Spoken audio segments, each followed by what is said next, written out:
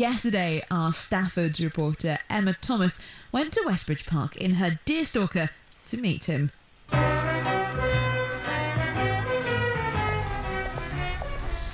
Now, just across the other side of the park, I've spotted a guy wearing a hat, bright yellow suit, some gloves, and a big green bin liner. I'm no detective, but something tells me I might have found my man. The Wombles of Wimbledon, come on, are we?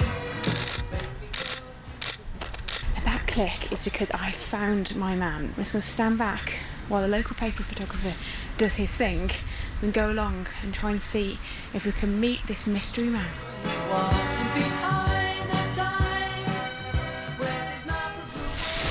Something like 10 minutes or less, I picked up half a bag full. Beer cans, plastic bottles, something that contained a pizza, presumably. Is that an average weekday morning's pick in stone? Yes, I'm Andrew the litter picker. In the course of a morning's work, I can pick up 2 full bags quite easily.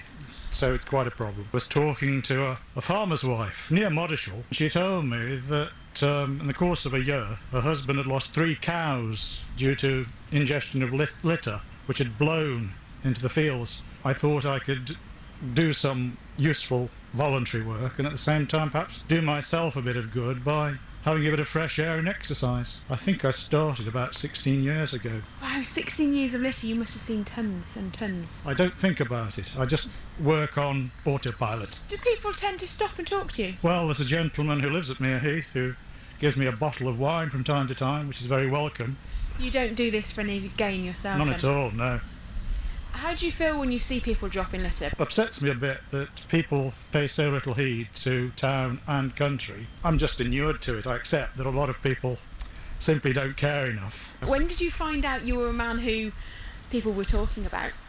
At a funeral, one of the undertakers came up to me, something about how I'd been on Radio Stoke. So I was amazed and aghast. And how do you feel now that people are recognising what you do? I don't want to live in a rubbish dump any more than they do. It's not remarkable in any way. It's utterly banal and disgusting, really. Now, we're here in Westbridge Park today. Not only have you got your bag of litter, but you're also going to be taking home a cheque today, aren't you?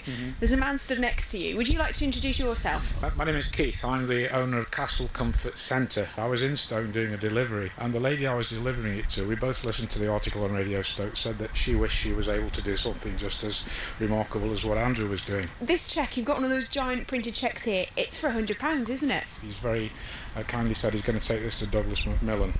Why the Dougie Mac? Why that charity? I don't want to be morbid, but I'm not very far short of my 70th birthday, so I might need them myself in a few years' time.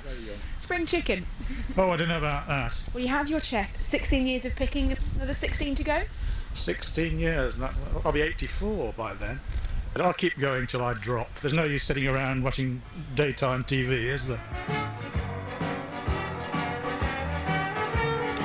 It's Andrew the litter picker in Stoke talking to BBC Radio Stoke's Emma Thomas. Now, Andrew is going to donate the money that was given to him to the Douglas Macmillan Hospice.